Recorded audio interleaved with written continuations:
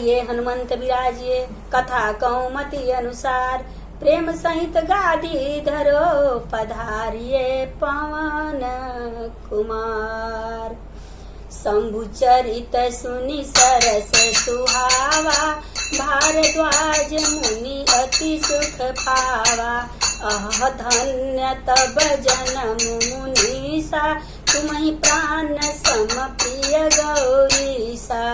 इस प्रकार शिव जी के चरित्र को सुनकर मुनि भारद्वाज जी ने बहुत ही सुख पाया और इस बार याज्ञवल्क्य जी से बोले और याज्ञवल्क्य जी भी बहुत प्रसन्न हुए। कहे, हे मुनीश, आप बहुत बड़ा धन भागी हैं, तुम्हारा जन्म धन है, तुमने गौरीपति शिव जी के प्राणों के समान प्रिय हैं, क्योंकि शिव जी के चरण कमलों में जिनकी प्रीति नहीं है वे श्री रामचंद्र जी को स्वप्न में भी अच्छे नहीं लगते हैं। इस प्रकार याज्ञवल्क्य जी बोले भारद्वाज ऋषि से, मैं तुमसे श्री रघुनाथ जी की लीला कहता हूँ, सुनो। हे मुनीश्वर, रामचरित्र अत्यंत अपार है, 100 करोड़ शेष जी भी उसे नहीं कह सकते। फिर भी मैं जैसा सुना हूँ, प्रभु श्री रामचंद्र जी हाथ में धनुष लिए हुए हैं, स्मरण करते हुए मैं कहता हूँ। कैलाश पर्वतों में श्रेष्ठ और रमणीय है, जहाँ शिव पार्वती जी सदा निवास करते हैं। उस पर पर्वत पर एक विशाल बरगद का वृक्ष है जो 6 ऋतुओं में सुंदर रहता है। वहीं पर शिव जी अपने हाथों में बाघंबर बिछाकर बैठ गए हैं। उनके सिर पर जटाओं का मुकुट और गंगा जी शोभायमान है। उनका कंठ नीला था और वे सुंदरता के भंडार थे। उनके मस्तक पर द्वितीया का चंद्रमा शोभायमान था और उसी समय अच्छा मौका जानकर शिव जी की पत्नी माता पार्वती उनके पास गईं और शिव जी ने उनका बहुत ही आदर सत्कार किया, बहुत ही सम्मान किया और अपने बाएं ओर बैठने के लिए स्थान दिया। क्योंकि जब सती थी, जिस समय रामचंद्र जी का परीक्षा लेने के लिए गई थी, उस समय जब परीक्षा लेके आ गई, उस समय शंकर जी ने उनको सन्मुख स्थान दिया था। लेकिन अभी जब पार्वती रूप में आई हैं, रामचंद्र जी को कथा सुनने के लिए उन मन में उनके जागृत हुआ है, तब अपने बाम अंग में स्थान दिए हैं और बायां तरफ बैठा रहे हैं। तब जब बायां तरफ बैठा रहे हैं, तब पार्वती जी प्रसन्न होकर शिव जी के पास बैठ रही हैं और उन्हें पिछले जन्म का सारा वृतांत स्मरण हो जा रहा है। याज्ञवल्क्य जी कहते हैं, जो कथा सब लोगों का हित करने वाला है उसे ही पार्वती जी सुनना चाहती हैं। क्योंकि शंकर जी भी कह रहे हैं कि हम जान रहे हैं माता जी, आप सर्वज्ञ हैं, आप सब कुछ जान रही हैं, फिर भी आप कथा सुनना चाह रही हैं, सबके कल्याण के लिए, आप सबके हित के लिए कथा सुनना चाह रही हैं। कथा जो सकल लोक हितकारी, सोई सुनन चाह शैल कुमारी।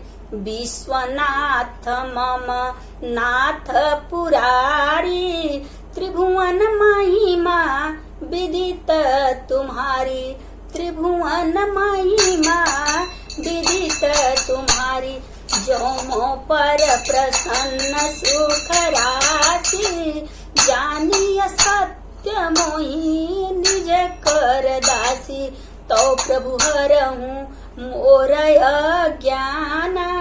कही रघुनाथ कथा विधि नाना, राम सुअवध नृपति सुत होई। कि अजय गुण अलख गति कोई। हे प्रभु, आप सत्य मानिएगा, मुझे अज्ञानी जानकर क्रोध मत करिएगा और बताइए कि राम जी कौन है।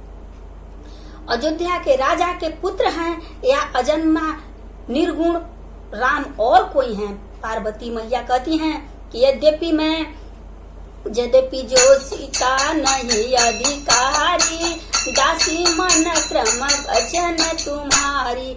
एक स्त्री हूँ, स्त्री ये सुनने की अधिकारी नहीं है। मैं माँ कह रही हैं कि आप मुझे पति पत्नी समझ करके इस कथा को कहिए और मैं सुनने के लिए आरज भाव से कह रही हूँ। अति आरती पूछऊं सुर राया, रघुपति कथा कहूँ करि गाया। प्रथम सो कारण कहूँ विचारी, सगुण ब्रह्म निर्गुण ब्रह्म सगुण बपुधारी, पुनि प्रभु कहूँ राम अवतारा, बालचरित पुनि कहूँ उदारा, कहूँ जथा जानकी विदाई, राज तजा सो दूषण काही, कौन बसी किन्हे चरित अपारा, कौनाथ जिमि रावण मारा, राज बैठ किन्ही बहुलीला, सकल कहूँ शंकर सुखशीला, बहुरी कहूँ करुणायतन, किन्ह जो अचरज राम, प्रजा सहित रघुवंश मढ़ी, किमि गवने निज धाम। इसके बाद भगवान जी का जन्म, बाल लीला और विवाह सुनाइए। फिर उन्होंने किस प्रकार रावण को मारा और वन में जाकर क्या क्या कार्य किए, कैसे राजा बनकर रह रहे हैं और फिर प्रजा सहित अपने धाम को किस प्रकार चले गए हैं, बताइए। जो हमसे, और वो भी बताइए जो हमसे प्रश्न करने में छूट गया हो, वो भी हमें समझा कर बताइए। माँ ने फिर प्रश्न किया, हरहिय चरित राम सब आए, प्रेम पुलक लोचन जल छाए, श्री रघुनाथ रूप उरयावा, परमानंद यमित सुख पावा। तो शंकर जी का एक एक रोम पुलकित हो गया। यही भगवान के भक्त का पहचान है। श्री राम जी कहते हैं, जी महगुण गावत पुलक शरीरा, गदगद धीरा नयन बहनीरा, गदगद धीरा नयन बहनीरा। भक्त का लक्षण क्या है? राम जी कहते हैं, मेरा गुण गाने से शरीर रोमांचित हो जाए, शब्द कम पड़ जाएं और नयन से नीर बहने लगे।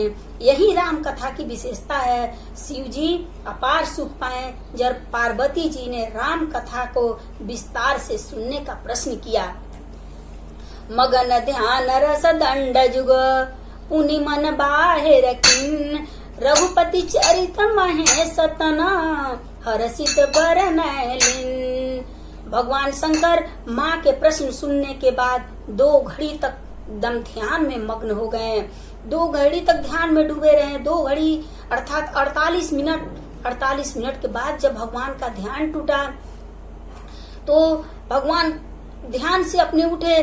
तब भगवान के विचार में आया, वो विचार करने लगे कि मैं तो ध्यान में हूँ, मैं तो केवल जब मैं ध्यान में रहूंगा, श्री रामचंद्र जी का ध्यान, तो केवल मुझे सुख मिलेगा। और जब मैं पार्वती जी को सुनाता हूँ तो ये कहने सुनने से जब कथा आगे बढ़ेगा तो सारे संसार को सुख पुण्य के भागी बनेंगे, सब सुखी होंगे। जिसके बिना जाने झूठ भी सत्य मालूम होता है, जैसे प्रकाश के अभाव में झूठी रस्सी भी सर्प दिखाई पड़ती है। अंधेरा रहता है तो रस्सी गिरा हुआ रहेगा, अंधकार में आदमी को, व्यक्ति का पैर अगर उस पर पड़ जाता है तो लगता है कि सर्प है, सर्प देखकर आदमी पीछे हटने लगता है। ठीक उसी प्रकार, और जब प्रकाश आ जाता है तो समझ में आ जाता है कि नहीं ये तो सर्प था।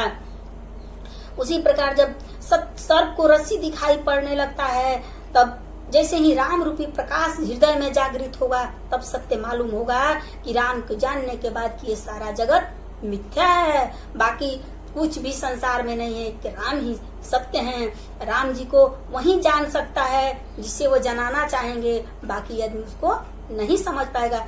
सोई जान न हूँ देहु जय ही जन आई, जिसको वो जनाना चाहेंगे वही उनको जान चाहेगा, बाकी व्यक्ति उसको नहीं समझ सकता है। जिस तरह की अंधकार में रस्सी को सर्प आदमी समझ जाता है, भगवान को जानने के बाद ये सारा संसार स्वप्न दिखाई देने लगता है। जैसे मानो हम रास्ते में जा रहे हैं, हमें एक पीतल का घड़ा मिल गया। पीतल का घड़ा मिला तो उस घड़ा को देखकर हमारे मन में यही जागृत होगा मन कि हम उस घड़े को उठा लेते हैं, उससे आगे बढ़े। तो हमें एक चांदी का घड़ा दिखाई देगा, तो पीतल वाले क्योंकि मेरे हाथ में एक ही घड़ा उठाने का कैपेसिटी है, तो हम पीतल वाले घड़ा को छोड़ करके और चांदी को घड़ा को उठा लेंगे। फिर जब उससे आगे बढ़ेंगे, बढ़ने पर रास्ता में अगर हमें एक सोने का घड़ा दिखाई दे दिया तो चांदी को घड़ा को छोड़ करके उस सोने को घड़ा को उठाने लगेंगे। ठीक उसी प्रकार जिस प्रकार भजन का आनंद मिल जाएगा तो विषय का आनंद अपने आप छूट जाएगा। इसलिए कलि युग में जितना ही भगवान का नाम लिया जाए, जितना भगवान का नाम लिया जाए वही आधार है। कलि युग कर एक नाम आधारा, कहीं सुनहि नर उतरहि पारा। कलि युग में केवल भगवान का नाम ही आधार है। इस प्रकार मैं कथा को सुना रही हूँ। एक बहुत ही दरिद्र बालक था और वो बालक एक सिद्ध महात्मा के कुटिया में गया।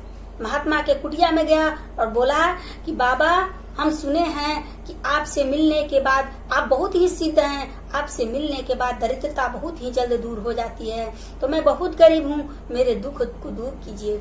इस पर महात्मा जी बोल रहे हैं कि मैं तो खुद ही फक्कड़ हूँ, मेरे पास क्या है जो मैं किसी के दरिद्रता को दूर कर सकता हूँ। मैं तेरा क्या कष्ट दूर करूंगा, जाओ यहाँ से। फिर भी बालक हठी था, नहीं माना और जिद पर बैठ गया कि महात्मा जी से बोला कि नहीं महात्मा जी, आप मेरे कष्ट को दूर कीजिए। जब बालक को इस प्रकार बालक के हट को देखते हुए तब महात्मा जी बोले कि जाओ तुम नदी के किनारे बरगद के पेड़ के पास, और वहां तुमको एक चमकता हुआ पत्थर दिखाई देगा, जाओ उस चमकने वाले पत्थर को उठा कर ले आओ। बालक पत्थर लेकर आया, बोला कि इस पत्थर से क्या होगा, इस पत्थर को लेकर मैं कैसे दरिद्रता दूर करूंगा। तो महात्मा जी बोले कि इस पत्थर को ले जाओ और तुम जिस भी लोहे पर इसको सटाओगे, लोहे में स्पर्श होने के बाद ये पत्थर जो है सोना बना देगा, ये पारस मणि है। इस प्रकार उस बालक उस पत्थर को लेकर के घर जाने लगा। रास्ते में गया तो हाथ में लोहे का कड़ा पहना हुआ था और उस कड़े में उस पत्थर को स्पर्श करा दिया, तो पत्थर सोना बन गया। उसके मन में बहुत ही खुशी हुआ और दौड़े दौड़े घर जाने लगा। जब घर के आधा रास्ता पहुंच रहा है तब उसके मन में ये ध्यान में आया कि वो मैं इस पत्थर को लेकर के घर जा रहा हूँ, इस पत्थर से मैं अपने कड़ा को, सारे वस्तुओं को सोना बना दूंगा, लेकिन मैं क्यों नहीं उस व्यक्ति के पास ही पहुंचता हूँ जो कि पत्थर, इस पारस मणि पत्थर को ठुकरा दिया है। मैं उस व्यक्ति के पास ही क्यों नहीं पहुंच जाऊं। फिर दौड़े दौड़े आधा रास्ता से वो बालक महात्मा जी के पास आया। महात्मा जी के पास आया, महात्मा जी पूछे क्यों, क्या हुआ, पत्थर नहीं मिला तुमको, कारगर नहीं है। बालक बोला कि नहीं महाराज, पत्थर बहुत कारगर है, लेकिन तो तुम क्या किया उस पत्थर को। बोला कि मैंने तो उस पत्थर को उस तालाब में फेंक दिया। महात्मा जी पूछे क्यों, पत्थर में ऐसा क्या था कि जो फेंक दिया। बालक बोला कि मैं यही सोचता था कि हे महात्मन, मुझे और रत्न चाहिए जिसको पाकर आप पारस मणि को ठुकरा दिए हैं। हमको वही रत्न चाहिए, क्योंकि वो जिस रत्न को पाकर के आप पारस मणि पत्थर को भी ठुकरा दिए हैं, हमको वही रत्न चाहिए। वो रत्न मणि जो मीरा जी को मिली थी। पायो जी मैंने राम रतन धन पायो, पायो जी मैंने राम रतन धन पायो। जेहि जाने जग जाई हेराई, जगे जथा सपन ब्रह्म जाई। भगवान को जान लेने के बाद ये संसार दिखाई देने वाला नहीं है। मंगल भवन मंगल हारी, प्रभु दशरथ अजिर बिहारी। बंदऊ पाल रूप सोई रामू, सब विधि सुलभ जपत जिसु नामू। फिर बाबा मैया से कहते हैं कि हे माँ, हे पार्वती जी, आप धन्य हैं। धन्य धन्य गिरिराज कुमारी, तुम समान नहीं को उपकारी। पूछे रघुपति कथा प्रसंगा, सकल लोक जग पावनी गंगा। बाबा मंगलाचरण करने के बाद कहते हैं कि हे गिरिराज पुत्री पार्वती जी, आप धन्य हैं, आप धन्य हैं। जिस जीव के पास कथा सुनने की लालसा हो, राम रूपी कथा सुनने की लालसा हो, वह जीव धन्य है। इस पर माँ कहती हैं बाबा आप कथा सुनाने वाले हैं, आप धन्य हैं। तो बाबा कहते हैं कि आपने ते जो कथा समस्त लोगों को पवित्र करने वाला है, उस कथा को सुनने की इच्छा जागृत किया है।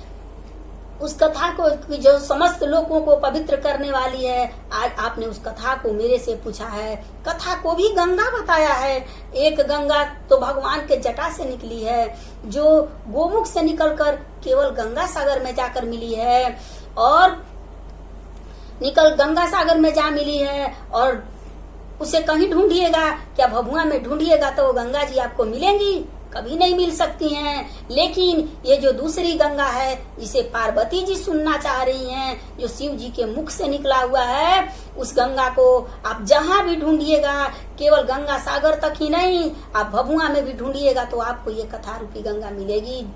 ये संत लोग कहते हैं कि अरे राम कथा गंगा गम बही जाए, वहाँ कोई कोई नहाए। राम कथा गंगा सुगम बही जाए, वहाँ कोई कोई नहाए। को नहाए बड़े भागी नहाए, को नहाए बड़े भागी नहाए। श्री राम कथा गंगा सुगम बही जाए, वहाँ कोई को नहाए। ब्रह्मा नहाए विष्णु नहाए, ब्रह्मा नहाए विष्णु नहाए, शंकर नहाए अपन डमरू बजाए, ओमा कोई को नहाए। राम नाम गंगा अगम बही जाए, ओमा को नहाए। गुरु जी नहाए प्रहलाद जी नहाए, गुरु जी नहाए प्रहलाद जी नहाए। नारद नहाए अपन बीड़ा बजाए, ओमा को नहाए। राम कथा गंगा अगम बही जाए, ओमा को नहाए। सुत जी नहाए सनकादिक नहाए, सुत जी नहाए सनकादिक नहाए। भूसुंडी जी नहाए राम कथा सुनाए, ओमा को नहाए। राम कथा गंगा सुगम बही जाए, उमा को नहाए। मीरा नहाई कबीर जी नहाए, मीरा नहाई कबीर जी। रे बाबा तुलसी नहाए राम कथा सुनाए, ओमा को नहाए। बाबा तुलसी नहाए राम कथा सुनाए, ओमा को नहाए। राम कथा गंगा सुगम बही जाए, ओमा को नहाए। श्रोता नहाए साथी नहाए, श्रोता नहाए साथ। अरे बैजंती नहाए राम कथा सुनाए, ओमा को नहाए। राम राम कथा गंगा सुगम बही जाए, ओमा को नहाए। राम कथा गंगा सुगम बही जाए, ओमा को नहाए। इस पर बाबा कहते हैं यह कथा गंगा जी के सदृश है। आपने कहा आपको मोह भ्रम है, लेकिन मेरे विचार में है कि आप माँ हैं, जगत के कल्याण के लिए इस कथा को सुनना चाहती हैं। जिनको कहते सुनते सबका हित हो, आप वही सुनना चाहती हैं। अगर घर में कोई सदस्य है तो खाली बैठा है तो क्या करेगा? उत्पात, जो खाली बैठा हुआ सदस्य क्या करेगा? उत्पात करेगा, इधर से बात उधर करेगा, लड़ाई लगवाएगा। उसी प्रकार इस कान को भी खाली मत छोड़िए, इस राम रूपी कथा को श्रवण करते रहिए। घर में मंदिर ना बनाइए, लेकिन मन को मंदिर जरूर बनाइए। आंखें जहाँ तक जाए भगवान ही दिखें, जिह्वा जब भी बोले भगवान ही भगवान बोले, नारायण का ही नाम का उच्चारण करते रहें। गोस्वामी तुलसीदास जी कहते हैं मैया से, जो नहीं करही राम गुण गाना, जिह सोता दूर जिह समाना। जिस जीव से भगवान के नाम नहीं लिया जाता है, उसका जीव मेढक के समान है, जो दिन भर टटर करता रहता है। और मेढक, उसका दादुर का एक अर्थ चमगादड़ होता है, चमगादड़ होता है। और वो क्या करते हैं कि वो चमगादड़ उसी जुबान से, जिस जुबान से भोजन किया करते हैं, पीछे तरफ चमगादड़ लटके रहते हैं और अपने मुख तरफ से क्या करते हैं? वो काम अपने उस जीव से भगवान के नाम का स्मरण नहीं करेगा, उसका जीव क्या होगा? चमगादड़ के समान होगा, उल्टा लटका रहेगा और गंदा शब्द ही मुंह से निकालेगा। इस पर शंकर भगवान कहते हैं, गिरिजा सुनहु राम के लीला, सुरहित धनुज विमोहन शीला। बाबा कहते हैं, हे पार्वती, श्री रामचंद्र जी की लीला सुनो, वो देवताओं को कल्याण करने वाले और दैत्यों को मोहित करने वाले हैं। बाबा कथा की महिमा गाते हैं, जय जय राम कथा, जय श्री राम कथा, जय जय राम कथा, जय श्री राम कथा। जिसे श्रवण कर मिट जाते हैं, जिसे श्रवण कर मिट जाते हैं, जन्म जन्म की व्यथा की, जय जय राम कथा, जय श्री राम कथा। फिर बाबा कहते हैं, राम कथा सुंदर कर तारी, संशय बिहग उड़ाव निहारी। जिस प्रकार ताली बजाने से पक्षी उड़ जाते हैं, ठीक उसी प्रकार ये कथा वे ताली हैं, जो भी इसको बजाएगा उसके जीवन के सारे संशय मिट जाएंगे, सारे जीवन की पक्षी उड़ जाएंगे। ये कथा की महिमा है। बाबा कहते हैं, राम अनेक हैं, उनके नाम अनेक हैं, गुणगान अनेक है, लेकिन जितना मैंने सुना है पार्वती जी महात्माओं से और जैसी मेरी मति है, उसे मैं आपके सामने रख रहा हूँ। हमेशा सुनने की इच्छा रखनी चाहिए। आजकल तो लोग सुनने की नहीं, अपनी सुनाने में ही परेशान हो जाते हैं। बाबा कहते हैं, हे पार्वती, एक बात मुझे अच्छी नहीं लगी, तुमने जो यह कहा वे राम कोई और हैं जिन्हें वेद गाते हैं और मुनिजन जिनका ध्यान करते हैं। कहीं सुनई असय अधम नर, ग्रसे जो मोह पिशाच, पाखंडी हर पद विमुख, जानहि झूठन साच। कहते हैं, देवी जो अधम हैं, जो मूर्ख हैं, जो व्यभिचारी हैं, वो अगर इस बात को कहेंगे तो मान लेंगे, लेकिन आप कहेंगी तो ये नहीं मानने वाला है, अच्छा नहीं लग रहा है, क्योंकि आप कहती हैं कि सगुन और अगुन में क्या भेद है। तो सुनिए, सगुन ही अगुन ही नहीं कछु भेदा, गावहि मुनि पुराण बुध भेदा, अगुन रूप अलसय जोई, भगत प्रेम बस सगुन सोई। जो निर्गुण रूप अरूप अजन्मा है, वहीं भक्तों के प्रेम बस सगुण हो जाते हैं। यानी कि जिस बर्तन में पानी को रखा जाए, पानी उसी आकार का हो जाता है। अगर पानी को आप ग्लास में रखिए तो ग्लास का आकार ले लेता है, कटोरा में रखिए तो कटोरा का आकार ले लेता है, और उसी पानी को आप एक कटोरे में रख करके आप फ्रिज में रख दीजिए, उसको बर्फ बन जाएगा, तो क्या वो ग्लास का आकार ले सकता है? नहीं ले सकता है। ठीक उसी प्रकार भगवान का कोई आकार नहीं है, भगवान निराकार हैं।